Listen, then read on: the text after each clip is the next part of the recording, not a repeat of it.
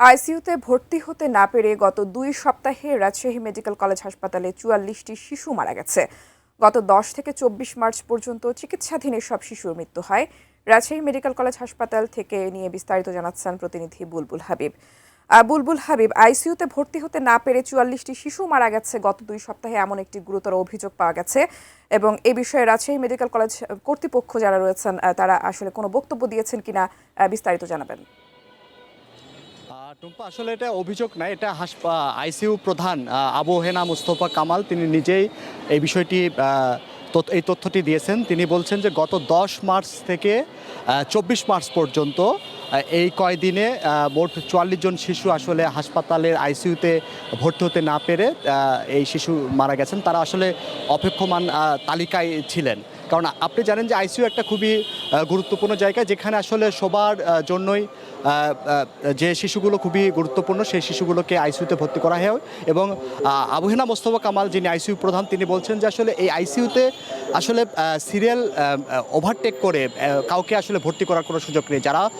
যাদের যে সিরিয়ালটা আসে ঠিক তখনই সেই শিশুটিকে ভর্তি হওয়ার সুযোগ দেওয়ার থাকে, এবং যে শিশুগুলো ভর্তি হতে পারে সুস্থ না হওয়া পর্যন্ত, আসলে অবস্থার উন্নতি না হওয়া পর্যন্ত তাদের আসলে হাসপাতাল থেকে সাধারণ বেডে যেটা দেওয়ার কথা সেটা দিতে পারে না।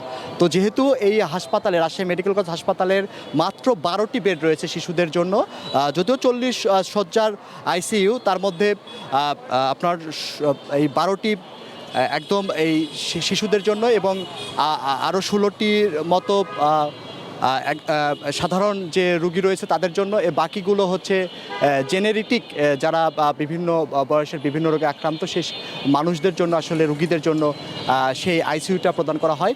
এই যে শিশুগুলো মারা যাচ্ছে, হাসপাতাল কর্তৃপক্ষ যেটা বলছেন যে প্রতিদিন সেখানে আজকে যেমন ৪৮ নাম্বার পর্যন্ত সিরিয়াল ছিল শিশুদের, যেখানে মাত্র ১২ জন ভর্তি হওয়ার সুযোগ পাইছেন। তাই আইসিইউ প্রধান বলছেন যে তিনি ৪৮ জন যেখানে সুযোগ ছিল সেখানে তিনি ভর্তি করার পরও ২৯ জনের সিরিয়াল তিনি দিতে পারেননি আজকে। ফলে এই যে অপেক্ষমান তালিকা যারা থাকে তাদের মধ্যে থেকেই আসলে এই শিশুগুলো মারা যাচ্ছেন। আমি হাসপাতালের যিনি পরিচালক রয়েছেন মাসুদ, ব্রিগেডিয়ার জেনারেল মাসুদ, তার সাথে কথা বলেছিলাম। তিনিও বলছেন যে আসলে এখানে আইসিইউর ব্যাপক অপ্রতুল ব্যাপক সংকট রয়েছে, এবং এখানে বিশেষ করে খুলনা, রংপুর সেখানে কিন্তু হাসপাতালে কোনো আইসিইউ নেই, শিশুদের জন্য কোনো আইসিইউ নেই। ফলে সেখানকার যে রুগী রয়েছে তাদেরকে কিন্তু এখানে রেফার করে, তারা কিন্তু এখানে এসে ভর্তি হয়। ফলে এই যে রুগী ভর্তি হচ্ছে এখানে, সেজন্য এই সংকটগুলো তৈরি হচ্ছে। তিনি বলেছেন যে ৫০ শয্যার একটা আইসিইউ কমপ্লেক্স তৈরি করা হয়েছে, কিন্তু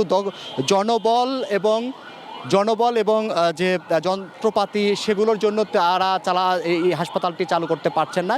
এর বাইরেও কিন্তু আমাদের রাজশাহী শিশু হাসপাতাল নামের ৫০ কোটি টাকা ব্যয় একটা শিশু হাসপাতাল তৈরি করা হয়েছে ২০০ শয্যার, এবং যেখানে ১২টি আইসিইউ বেড রয়েছে, সেটাও কিন্তু এই জনবল এবং সরঞ্জামাতির অভাবে সচল করতে পারছেন না। এজন্য রাজশাহীর সচেতন যারা মানুষ তাদের ব্যাপক ক্ষোভ রয়েছে। তো সবাই আসলে চাচ্ছে যে দ্রুত আইসিইউর সমাধানটি করা হোক, যাতে এই শিশুগুলো যাতে অকাল মৃত্যুতে মানে ঝরে পড়তে না হয়, যাতে তাদেরকে বেঁচে ফেরানোর সে সুযোগটা যাতে দেওয়া যেতে পারে, সে ব্যাপারে যাতে কর্তৃপক্ষ উদ্যোগ নেবে, এমনটি কিন্তু সবার প্রত্যাশা।